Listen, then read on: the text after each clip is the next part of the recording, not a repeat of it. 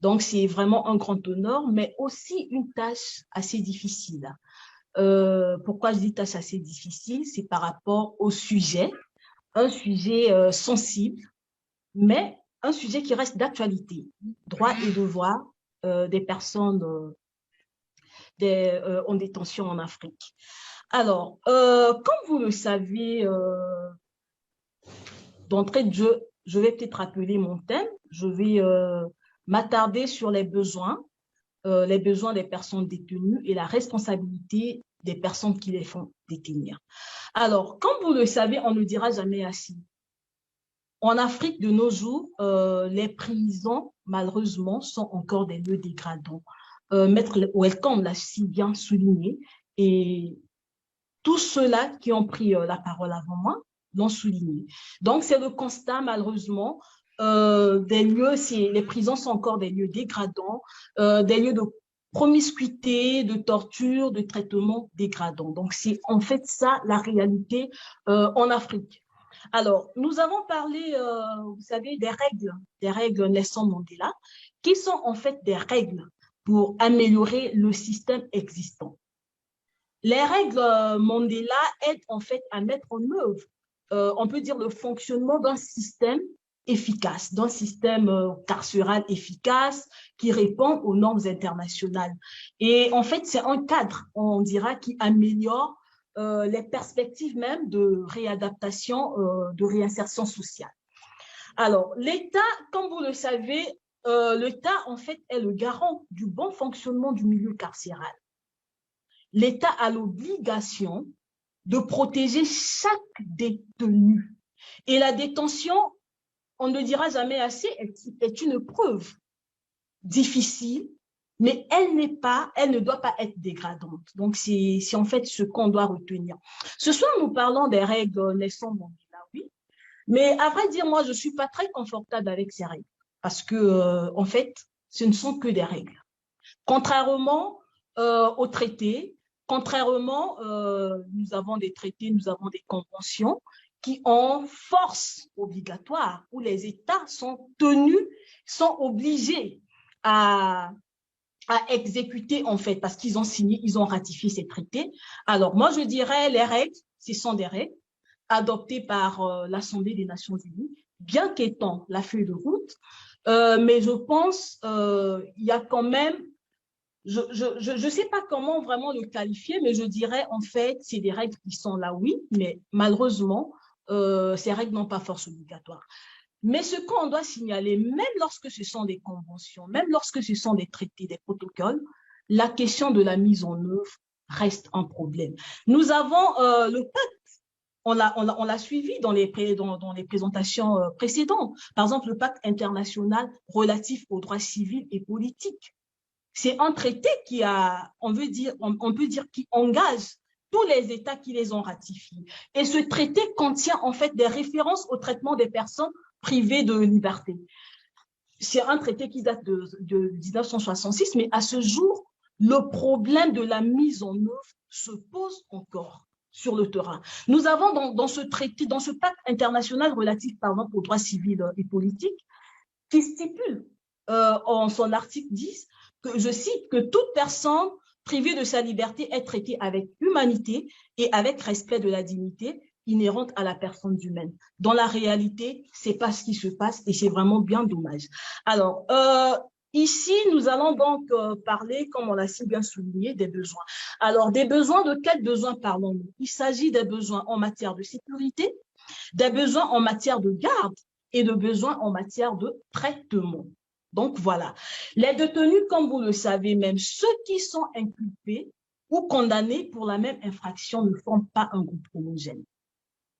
Donc, chaque détenu a des besoins, en fait, spécifiques.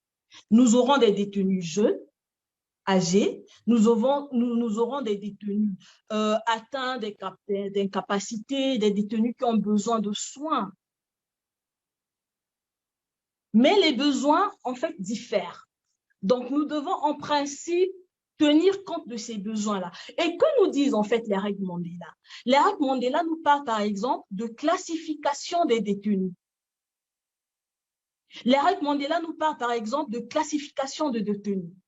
Alors, dans classification de détenus, il est en fait important de distinguer, il y a la notion de séparation qui intervient. Donc, il est important de distinguer la notion de séparation qui est en fait fondée sur l'âge, le genre et même le motif légal de détention. Vous savez, c'est un aspect important. Aujourd'hui, qu'est-ce qui se passe? Quand nous allons dans nos prisons, nous avons parlé de la surpopulation. Vous me suivez?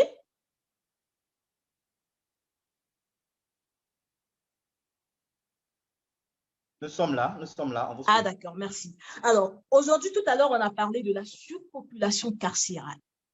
Vous arrivez aujourd'hui dans nos prisons, qu'est-ce que nous constatons? Vous allez arriver dans une prison, ceux qui sont là, qui sont là pour une peine civile, ben, ils sont mélangés, il n'y a pas eu de distinction, il n'y a pas de classification, ils sont mélangés avec ceux qui sont là, par exemple, il y a une personne qui est là pour une peine pénale, alors ils sont mélangés. Alors, on devrait, en principe, faire la distinction. Vous savez, aujourd'hui, je peux me retrouver en prison parce que tout simplement, je dénonce un système autoritaire.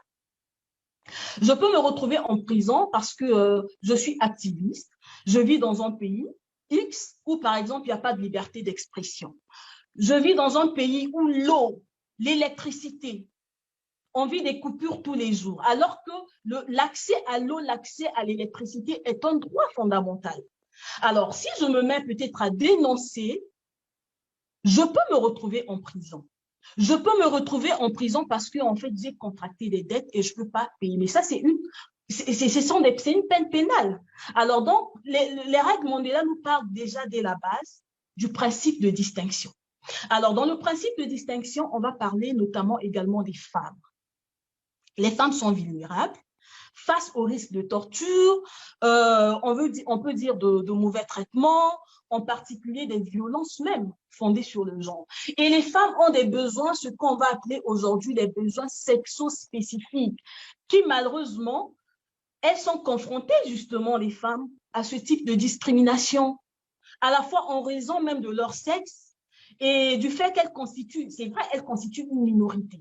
Mais est-ce que leurs besoins sexo-spécifiques sont pris en compte? Aujourd'hui, avec la réalité, on dira non. Pourtant, les femmes ont des besoins particuliers. Alors, ces besoins doivent être pris en compte depuis la formulation même des politiques et des programmes et leurs exigences spécifiques en matière de sécurité qui sont souvent ignorées. On doit considérer cela. Donc, ces besoins, par exemple, peuvent être pris en compte dans des établissements, en ce qui concerne les femmes, hein, dans des établissements, on dira pénitentiaires, réservés exclusivement aux femmes.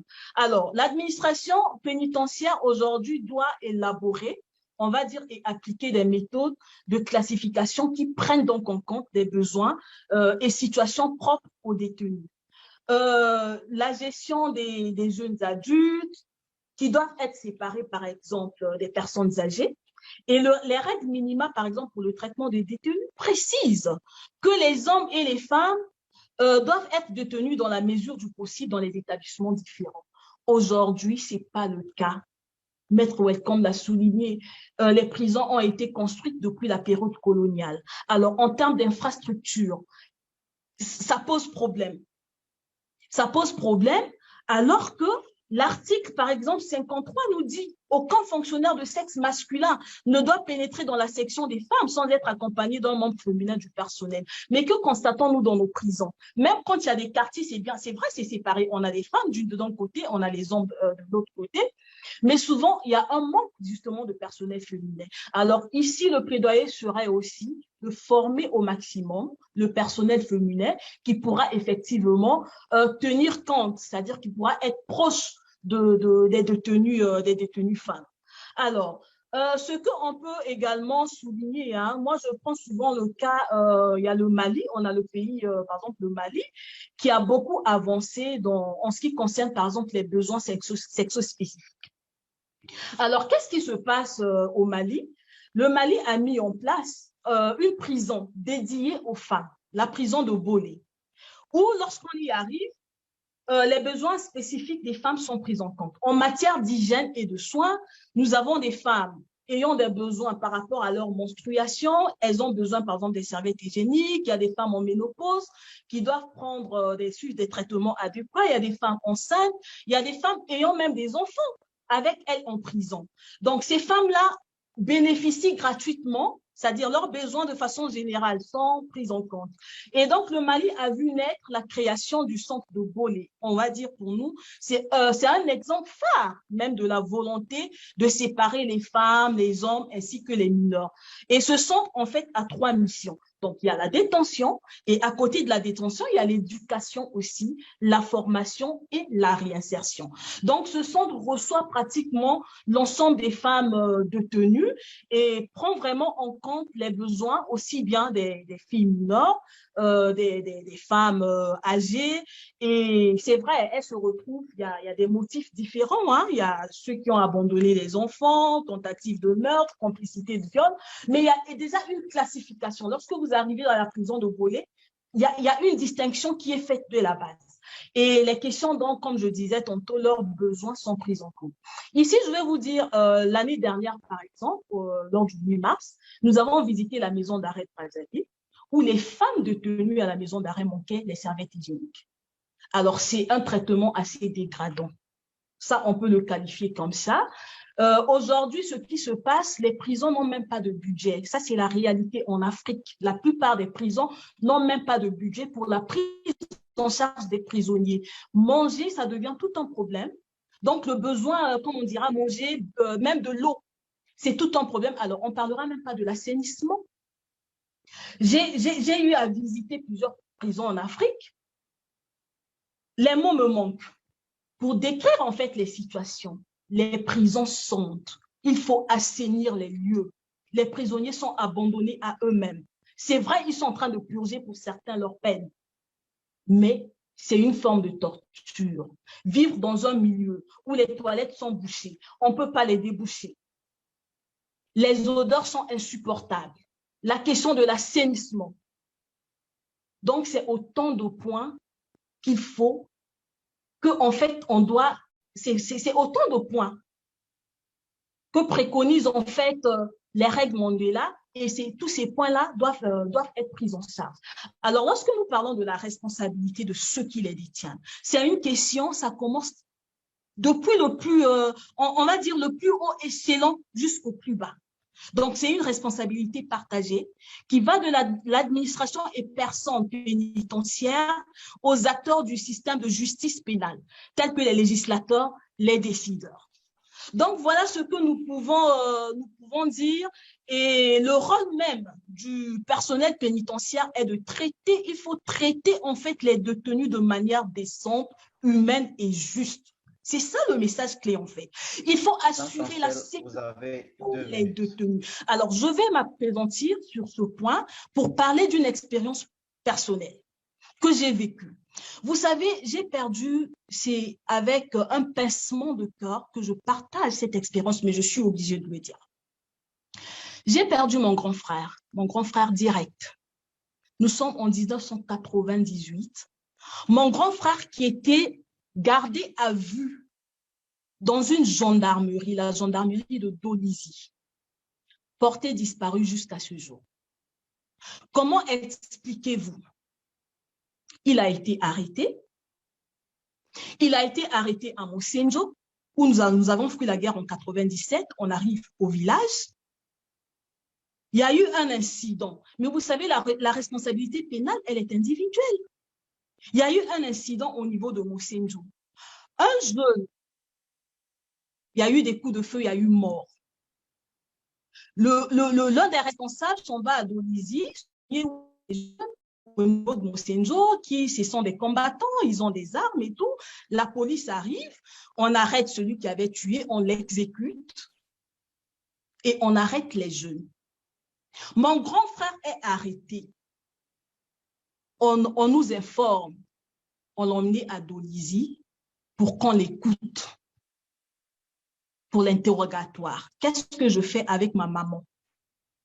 Nous sommes arrivés à Dolisie.